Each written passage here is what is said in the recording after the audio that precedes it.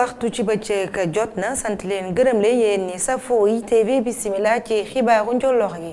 bokk na ci lu gën a fës ca marché Pikine yenn ca liggéeykat ya dañoo mer ba futtu gannaaw ba ñu leen joxe ay xari tabaski waroon koo jox ñëpp ñenn ñi nag amuñu ki nga xamante ne moo jiite boobule personnel moom nag ñi di agent de sécurité yi xawoon koo sonal di ko génne bërëb bi jot nañoo jët nag kii nga xamante ne moo jiite boobule marché au poisson di directeur bi waaye nag mujj la antu Souleymane Teliko ci wàllum yoon moom moo nekkaat njiital kuréel ñu yëngatu ci wàllum yoon juróomi at nag mu war a nekkaat ci bopp boobule kuréel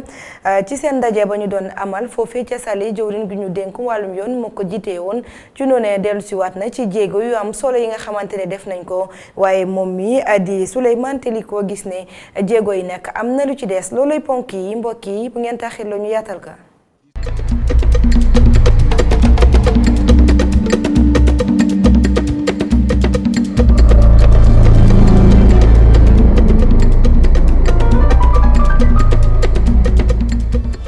asalaamaaleykum mbokki xibaar yi dañu ko door rek Afrobasket 2019 war a am ci réewum Sénégal ca fële ca Pikine ci noone nag tàmbali nañ jongante yi ñu dippee tournoi international bu Dakar ci noone nag Sénégal ak Côte d'Ivoire ni ñu ko war a amee ci match d'ouverture Afrobasket bi ñoom amal nañ seen laale bu njëkk jëm ci tournoi international bi Sénégal nag daal di dóor Côte d'Ivoire li dox seen diggante nag mooy juróom-ñeenti poñ di fàttali ne ci bëccëgu tey bi bu juróomi waxtu ci ngoon jotee Côte d'Ivoire dina jànnoog ñi di waa Égypte waaye bu juróom-ñaari waxtu ci ngoon jotee Angola ak Sénégal ñooy daal di daje junj nañ ko ci ndorteelu xibaar yi ñenn ca liggéeykat yi nekkee ci marché au poisson bu Pikine dañoo mer ba futu li ñuy ñaawlu mooy xar yi ñu séddale te jotuñu ci seen wàll kiy jiite nag seen kuréel te nekk foofu bëggoon wax ak directeur bi ñëw te ne ko du ko dal ndax sax loola tax ñi nga xamante ne ñooy agent de sécurité yi nekk foofu yore kaaraange gi daal di koy xoqatal ngir génne ko ci bërëb ba dañu koy daal di déglu Seynabou Ndaw. D'habitude depuis 2011 maa ngi fi délégué personnel bi ñoo joxe xaru tabaski yi yaa ngi dégg cette année ci directeur bi dafa xuloo personne délégué yi le président ak man mii collectif bi ak man mii mu tas personnel bi diviser personnel bi jëm quelque moitié personnel bi bindal leen ay liste wutal leen fournisseur ñun ñu wut suñ fournisseur mën a du ko signé parce que signé wuñ ko pour mu may ñu ko mais dañ koo signé pour mu di ko dagg sur salaire mu ne ñee lay signé di leen jox tey di manifester wu c'est pas vrai ñi ci dese ngi nii nous sommes au nombre de 70 dafa lànk nee na duñu signé suñ contrat pour ñu am ay xar tegu ko fenn. ministre Aminata Mbengue Ndiaye pour mu ñëw régler problème marché central directeur bi liggéeyut bu tayee mu song mareyeur yi tey mu ngi ci personnel bi ñun nag dinañ rayante ak moom fii lu ñu am jël. di fàttali ne nag suñu ndaw yi ñu fa teewal ñoom Omar Bokum jëm nañoo jot kii di directeur ba waaye mbir yi leen mujj la antu ubbil nañ ko nag suñuy bunt ngir saa su fi buggee ñëw beneen nit doxup ñaxtu boo amoon mooy ndaw yi nekkee ca Fuuta ñoo ñëwoon ca place de l'Obélisque ñoom nag li ñuy ñaawlu mooy seen yoon bi ñu di route nationale numéro 2 te nekk seen gox dem bekk dikk bi dafa tëgg tembe bu baax ndax yoon woowee baaxul accident yu métti it la ñu fay nemmeeku ñu ne loolu nag lañu bëgg mu dakk ñu defaraat yoon wi ngir ñu mën koo jëfandikoo Baba Demba Diouf la ñuy daal di déglu. suñu route nationale numéro 2 bi nga xamante ne président de la république mu ngi ko lancé en mars 2017 ba léegi route boobu saa yi mënut jeex travaux yi avancé wuñu accident yi ñu ngi gën a bëri ñun nag yaakaar naa ni ñun ci Sénégal lañ bokk président war na mën a xam ne ci Sénégal lañ bokk on a tant souffert yëpp xam nañ loolu ñun nag dañ koy ñaan ngir yàlla nañu dimbali yoon bi nii nga xamante ne mu gën a avancé mu jeex parce que yoon bi sonn nañu dañoo waxoon ne 2019 mooy date bi nga xam ne date de délivrance parce que biñ ko lancé mooy directeur Ageroute dañi 2019 incha allah yoon yëpp dinañ leen réceptionné. junjoon nañ ko ci ndorteelu xibaar yi ci wàllum yoon kii di Souleymane Teliko moo jiitewaat Union des magistrats du Sénégal kuréel gi ëmb àttekat yi nekk ci réewum Sénégal ci noonu nag loolee mi ngi xew ci jamono ji ñu doon amal seen assemblée générale fële ca Saly juróomi at nag mu war a jiitewaat boobule kuréel waaye nag ci boobule ndaje ki ko jiite woon mooy jëwriñ gi ñu dénk wàllum yoon ministre garde des Sceaux ñëwaat na ci jéego yi nga xamante ne ñu ngi koy amal ci seen liggéey rawatina ci naka la ñu mun a gën a ñoŋalee lu jëm ci wàllum yoon jaare ko ci dañu dippee wàllum informatique jumtuwaayu xarala yu yees yi waaye njiit li Souleymane Teliko moom nag li mu gis mooy am na ay jéego yu des yoo xamante ne war nañu koo gëstuwaat dañ fa ànd ak Omar Kane Souleymane Diallo. ay bërëbu liggéeyukaay yu méngoowul ak statut yu magistrat yi ak cour suprême bu amul siège bu méngoo ak darajaam yooyu ñoo yitteel président bu union des magistrats du Sénégal ginnaaw bi mu rafetloo jéego yi am ci justice bi. benn bi mooy lépp loo xam ne dafay ñoŋal justice day tax justice ñu gën koo mën a wóolu dañ see war a taxaw beneen bi lépp loo xam ne day tax magistrat yi gën a mën a liggéey loolu tam dañ see war a taxaw boo gisee ñuy wax ci locaux yi nag mooy boo ñëwee nit bu ñëwee ci tribunal war na fekk magistrat ñu nekk ci benn bërëb boo xam ni dana tax ñu respecté leen mais su fekkee da nga ñëw ci benn bërëb boo xam ni gis local boo xam ne dafa tuuti nit ñi xejuñu fa maa dafa tilim maa niroowul sax ak benn vrai tribunal loolu day tax nit ñi aussi gëdd bu ñu war a jox justice duñ ko jox moo tax ñuy insister pour que tribunaux yi ñu dugal leen ci ay locaux yoo xam ni ku fa ñëw dina respecter justice dina respecter magistrat yi te loolu boo demee tribunal de grande instance de Pikine tey situation bi fa nekk neexul parce que locaux yi doyul magistrat ñenn ñi amuñu bureau ñenn ñi dañoo bokk bureau loolu yëpp bokkul ci li nga xam ne day doxal justice. jëwriñ bi yoru wàllum yoon moo jiite woon ndaje bi mu ñëwaat ci liggéey bi mu tàmbali ngir informatiser liggéeyu yoon wax itam ci décret yi ñu waaj a wote ngir gën a leeral tànnu magistrat yi. L'informatisation du casier judiciaire. li jëm ci mbiru informatisation bu casier judiciaire yi ak lépp loo xam ne daa jëm ci mbiru ay bureau exécution mbiru peine yi moo ngi ci yoonu pilote fële ca TGI bu Saint-Louis loolu li fay amal tamit nekk na ci loo xam ne day jàppale ci logique u accessibilité ak tamit gën a yokk kóolute acte yoo xam ne dañ koy joxe ñi nekk ci service public bi wala sax ci yoon loolu tamit dafay ànd ak plateforme bu gestion électronique bu jëm lépp loo xam ne daa jëm ci yenn dossier personnel yoo xam ne dañ ko war a finaliser daal te leen rek lañ ci mooy ñu gën a am maîtrise ci effectif bi ak tamit nu ñuy sàmmee carrière u magistrat yi. portant sur statut des magistrats et sur le conseil supérieur de la magistrature. yeneen yi nag maanaam ay affaire décret d'application statut magistrat yi ak lu jëm ci mbiru conseil supérieur de la magistrature loolu yëpp dugal nañ ko ci circuit adoption bi fële ca conseil des ministres li jëm sax ci décret bi xam ne day wax mbirum tabb conseil supérieur de la magistrature dugal nañ ko te adopté nañ ko ci conseil des ministres bu ñaar fukki fan ak juróom ci weeru sulet bii rek ñu génn lenn rek moo des mooy mbiru décret évaluation activité professionnelle bu magistrat yi loolu moom ñoo ngi ciy nekkaat ba léegi te xool nan lañ koy defaraatee ngir il faut que ñu am ci concertation bu mag a mag balaa ñu ko valider. avant sa validation. mu nekk ndaje boo xam ni dinañ si fal ab bureau bu bees. Omar Kane ñu wax ci leneen jëm ci wàllum ressources yi am ci réewum Sénégal xayma gi nag ki ko doon amal mooy professeur Cissé gannaaw ay njàngat ak gëstu bu mu def ci ay at ci lu ñu dippee ak yelleefu minier wu Sénégal ci noonu nag ci la doon amal ab thèsam mu tàmbali ko ci époque coloniale ba suñuy jamono xayma gi nag dal na xel waaye li mu gis mooy nguurub Sénégal nu mu war a jëfandikoo yooyu les ressources ba tey dafa des bu baax Cheikh Assane lu toll ci ñeenti téeméer ak fanweer ak ñaari page moom moo doy ngir mu mën a nettali taarixu droit minier bu Sénégal la ko tàmbalee ca colonisation ba fi ñu toll nii ab taarix boo xam ne day wane bu baax ne histoire droit minier bi moom am na fu mu jaar te doylu na. am na ay coppite yoo xam ne des nañ ko yu jëmale ci wàllu nuy saytoo environnement bi ci wàllu àq doomu aadama yi ci wàllu liggéey ci wàllu droit de l'homme ak ci fànn yu bëri sooy xool tamit am na changement Sénégal parce que bu njëkk ba contrat yi ñu daan signé ci jamonoy tubaab yi ba ñu jot suñu indépendance contrat yooyu kenn xamu ko woon même député yi nekkoon assemblée nationale sax xamu noonu lu xew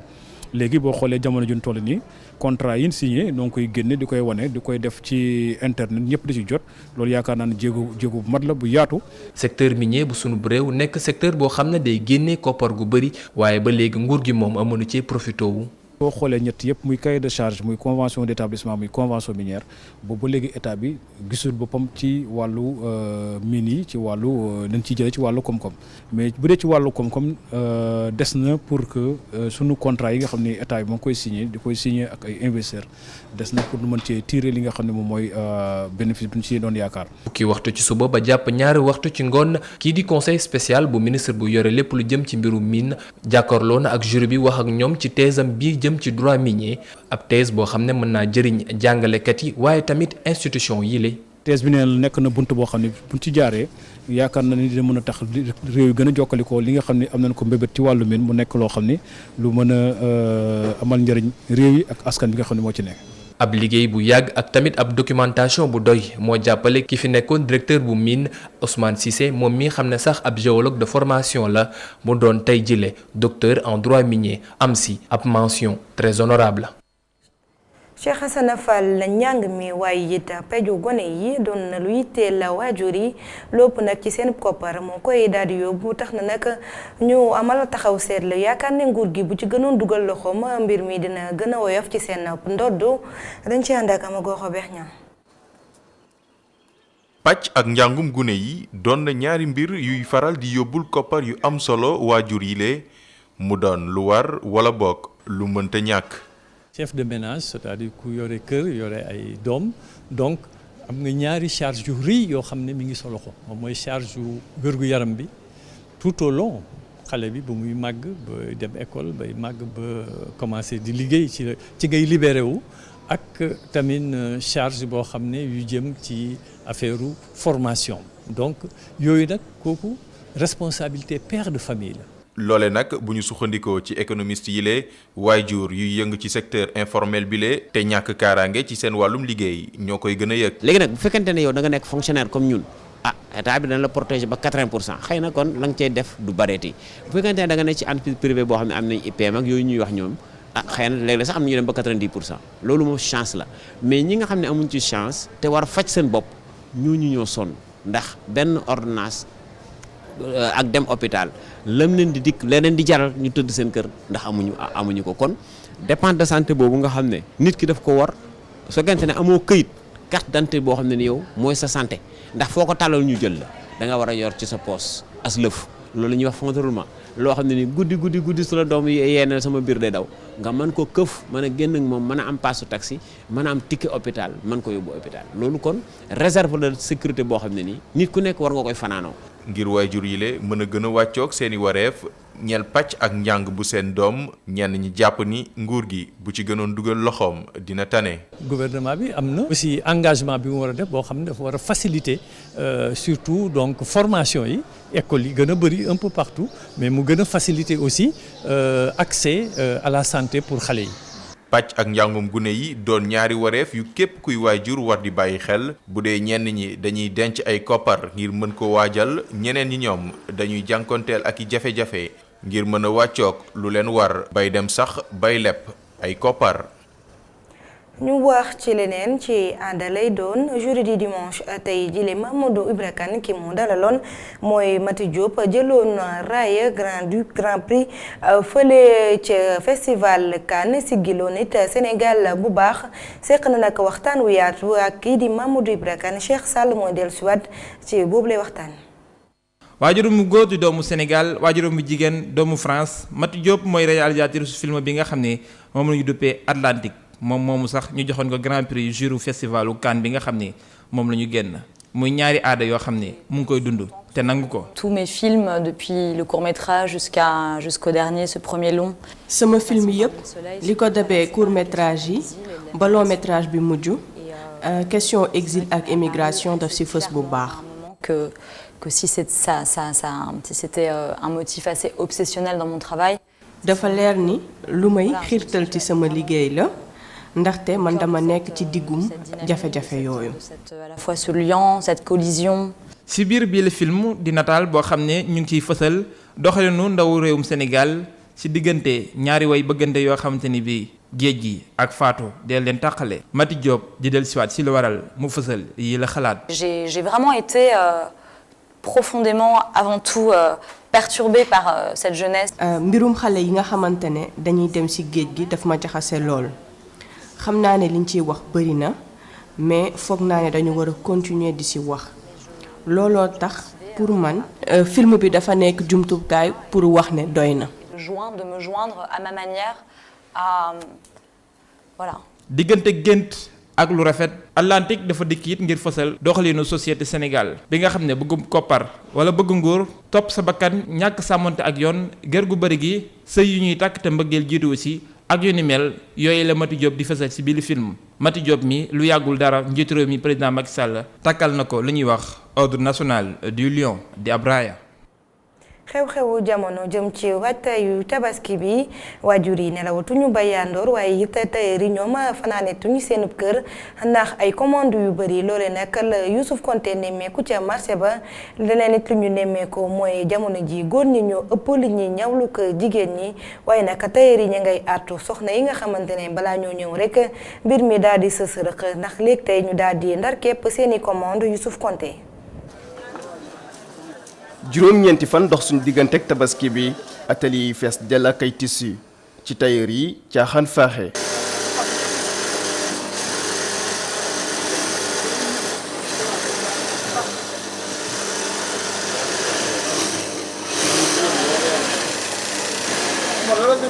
daanaka fanaanatuñu ci seen kër ya ndax bëgg a delloo ñawu jàmbur ya. waaw fanaan yi nag presque dans 15 jours ngi nii ñu ngi fii di fanaan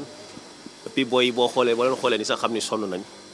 waaw mais daal loolu lañ mën a def daal pour ñaw yi pare. dernier jour mooy comme lu mel ni ñu ne suba la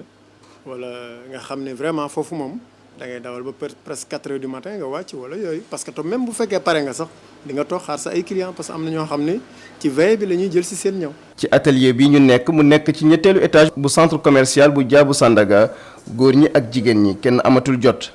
pression ak bouton yenn saa yi xam nga rek bu ñu ñëwee kii veste yeeg affaire yooyu bouton veste yi ak pression ak emballé après yére yi su paree. ñoom le tailleur yi lu ñuy nakkarlu mooy li clients yi di yéex a andi seen ñaw ya. leen daal laa ci gis muy jafe-jafe mooy nit ñi dañuy xaw a yéex a jóg d'habitude dañuy bàyyi ba dernier moment doog a jóg bëgg a ñawlu te xam nga ñaw dafa nekk loo xam ni du da nga koy commencer rek mu pare donc foog mu jël temps boobu nag mooy tax nit ñi daal bu ñu mënoon di gën a teel a ñëw nit ñi di nga mën a gën a liggéey sa liggéey nu mu gën a baaxee. tailleur bi di ñu xamal yan tissu la clients yi gën di ñawlu. temps yi basin designer mais dafa xaw a manqué fan yi dafa xaw a manqué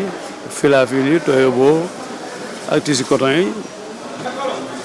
waaw ba tey léeg-léeg itam bu suñu loxo feexee nañ defar ay prêt-à-porter teg bu client ñëw bi akamte ñu jox ko mu dem. tabaski di jamono joo xam ne liggéeykat yu bari dañuy yëg ni ki seen liggéey mu ngi gën di yokku kii di jaay ci mercerie bi ci la bokk. comme chaque événement ni ñu koy defee rek parce que yaakaar naa ne moom ku indi sa tissu boo bëggee ñu ñëwal la tailleur bi bu daggee ñëw ba pare il fallait que mu ñëw jënd si garniture pour war a mun a ñëw bi waaw comme chaque at ñu ngi koy defee rek ñu ngi ciy gis suñu bopp bu baax a baax. jamono yi nag góor ñi ñooy gën di ñaw li jigéen ñi ci bu ñu sukkandikoo ci tailleur yi. waaw ñun nag presque góor ñi lañ ëpp lu ñuy ñawal nag dinañ ñawal jigéen ñi mais góor ñi ñoo ëpp lu ñuy ñawlu. jamono ji nga xam ne tailleur yi ñu ngi wax ni dañoo am ay lim yu jéggi dayoo ci ay tissus jaaykat yi ñoom ñu ni gisuñu ci ñu bëri. clients yi wax dëgg yàlla bu ma waxee ne ñëwuñu clients yi ñëwuñu bon ñun nag mënuñu expliquer lan moo tax waaye clients yi ñëwuñu.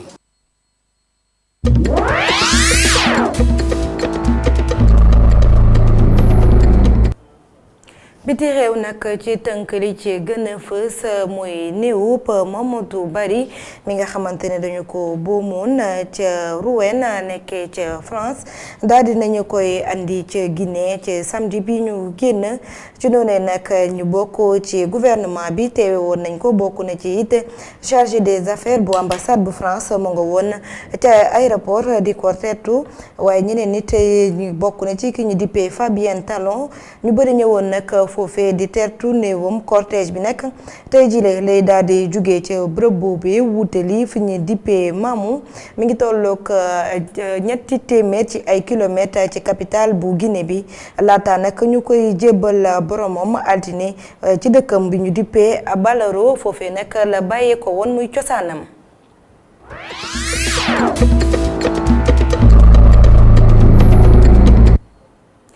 jaajëfal leen bu baax mbokk yi xibaari njolloor yi fii lay daal di yem ñaanal leen kenn dalub jàmm te di ko sàkku ci yéen jaa ngeen jëf.